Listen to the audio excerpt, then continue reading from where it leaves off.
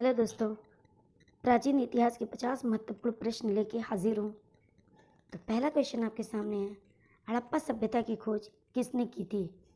हड़प्पा सभ्यता की खोज दयाराम साहनी ने 1921 में की थी। हड़प्पा सभ्यता को किस अन्य नाम से जाना जाता है? हड़प्पा सभ्यता कहिए या फिर सिंधु घाटी सभ्यता कहिए, दोनों एक ही बात है। और सिंधु घाटी सभ्यता या हड़प्पा सभ्यता सिंधु नदी के किनारे बसी थी। लेकिन विश्व की एक और प्राचीन सभ्यता है मेसोपोटामिया की सभ्यता। अगला क्वेश्चन है, हड़प्पा सभ्यता की प्रमुख व्यवस्थाएं कौन कौन सी थी? तो देखिए, हड़प्पा सभ्यता में हड़प्पा शहर आता है, मोहनजोदड़ो, कालीबंगा, लोथल, चहुदड़ो। ये जो लोथल है ये बड़ा प्रमुख बंदरगाह था जहाँ से व्यापार किया जाता था। उस सभ्यता के लोगों का प्रमुख बंदरगाह जो था वो लोथल था।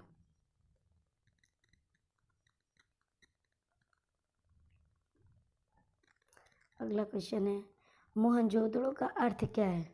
तो मृतकों का टीला या मरे हुए लोगों का टीला। हड़प्पा सभ्यता का प्रमुख व्यापारिक केंद्र कौन सा था? तो वही लोथल प्रमुख बंदरगाह था और यहीं से व्यापार होता था। वैदिक काल को कितने भागों में बांटा गया? तो वैदिक काल को 2 भाग में बांटा गया है। ऋग वैदिक काल जो 1500 से 1000 ईसा पूर्व तक था, और उत्तर वैदिक काल जो 1000 से 600 ईसा पूर्व तक था।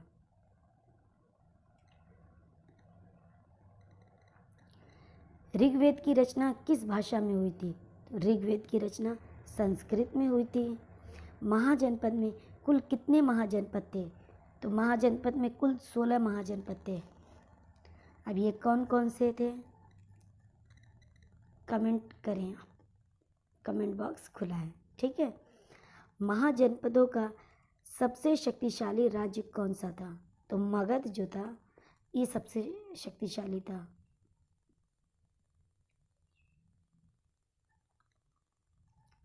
गौतम बुद्ध का जन्म कब और कहाँ हुआ था? तो गौतम बुद्ध का जन्म 563 ईसा पूर्व में लुम्बिनी नेपाल में हुआ था। गौतम बुद्ध ने अपना पहला उपदेश कहाँ दिया था? तो इन्होंने पहला उपदेश सारनाथ वाराणसी में दिया था।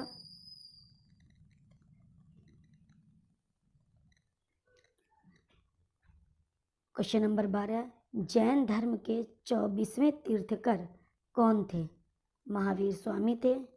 24वें थे लेकिन बहुत मशहूर हुए, 1 से लेकर 24 तक है, ये 24वें थे। महावीर स्वामी का जन्म कहाँ हुआ था? तो कुंडलग्राम वर्तमान बिहार में हुआ था। गौतम बुद्ध का लुम्बिनी नेपाल में है, ये वर्तमान बिहार कुंडलग्राम।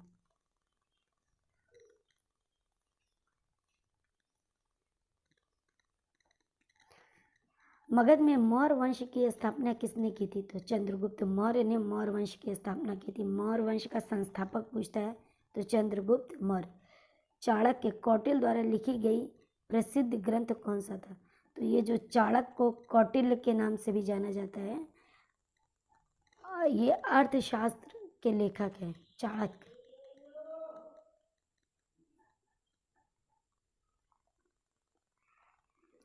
चंद्रगुप्त मौर्य ने किस यूनानी आक्रमणकारी को हराया था? तो सेल्यूकस निकेटर को। चंद्रगुप्त मौर्य ने किसको हराया था? सेल्यूकस निकेटर को हराया था। अशोक किस धर्म का अनुयायी बना? तो बाद में अशोक ने बौद्ध धर्म अपना लिया था। कलिंग युद्ध के बाद 261 ईसा पूर्व में कलिंग युद्ध हुआ था जो बहुत ही मशहूर था। उस युद्ध के बाद जो नरसंहार हुआ था उसको देख के उसका दिल बहुत ही, उसके अंदर करुणा भर गई और इसके बाद से उसने बौद्ध धर्म को अपना लिया था। कलिंग युद्ध कब हुआ था? देखिए, तो 261 ईसा पूर्व में। सांची के प्रसिद्ध स्तूप का निर्माण किसने करवाया था? तो अशोक सम्राट ने ही करवाया था, सम्राट अशोक। अगला क्वेश्चन है, गुप्त वंश का सबसे महान शासक कौन था? तो चंद्रगुप्त विक्रमादित्य था। सबसे महान शासक चंद्रगुप्त विक्रमादित्य। आर्यभट्ट किस क्षेत्र से संबंधित थे? तो गणितज्ञ और खगोलविद थे ये। गणित और खगोल विज्ञान से संबंधित थे? एक महान गणितज्ञ और खगोलविद थे। कौन? आर्यभट्ट।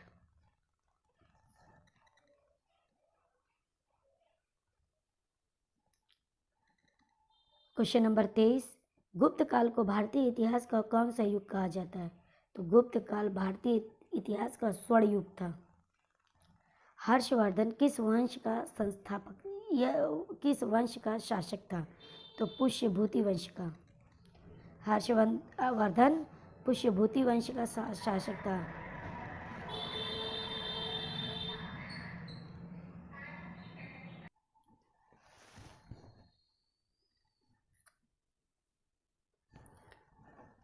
हर्षवर्धन किस वंश का शासक था? तो पुष्यभूति वंश का।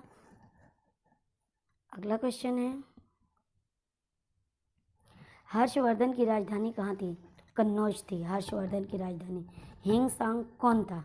एक चीनी यात्री था जो क्वेश्चन नंबर 42 है, प्रसिद्ध ग्रंथ हितोपदेश किसने लिखा? तो नारायण पंडित ने लिखा था इसे। ये बहुत इम्पोर्टेंट कुछ किताबें दी गई है, इसको आप लोग ज़रूर देख लीजिएगा। बागपत का पुराना नाम क्या था? तो व्याघ्रप्रस्थ। अगला प्रश्न है, नालंदा विश्वविद्यालय की स्थापना किसने की थी? तो कुमारगुप्त ने की थी। शेरशाह सूरी का असली नाम क्या था? फरीद खान। अगला क्वेश्चन, खजुराहो के मंदिरों का निर्माण किस वंश ने करवाया था? तो चंदेल वंश ने करवाया था खजुराहो के प्रसिद्ध मंदिरों का निर्माण। अजंता की गुफा में कौन से धर्म से संबंधित चित्रांकन है? तो बौद्ध धर्म से संबंधित चित्रांकन है। राजतरंगिणी ग्रंथ किस राज्य का इतिहास बताता है? तो कश्मीर का इतिहास बताता है राजतरंगिणी। संगम साहित्य किस भाषा में लिखा गया है? संगम साहित्य तमिल भाषा में लिखा गया है। संगम साहित्य। कृष्णदेवराय किस वंश के शासक थे?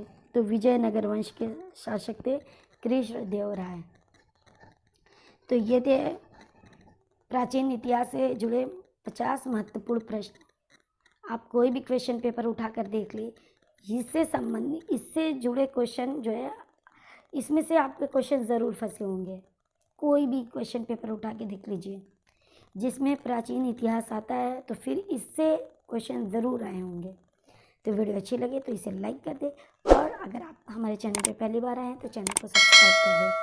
अगर आपकी कोई क्वेरी हो, कोई सवाल हो, कोई सुझाव हो, तो प्लीज़ कमेंट बॉक्स में ज़रूर अपने सुझाव दें। आपका सुझाव हमारे लिए बहुत ही ख़ास है, बहुत ही इम्पोर्टेंट है। आप हमारा परिवार हैं और आपसे ही हम हैं। तो बने रहिए, मिलते हैं अगली वीडियो में। तब तक के लिए अल्लाह हाफिज़।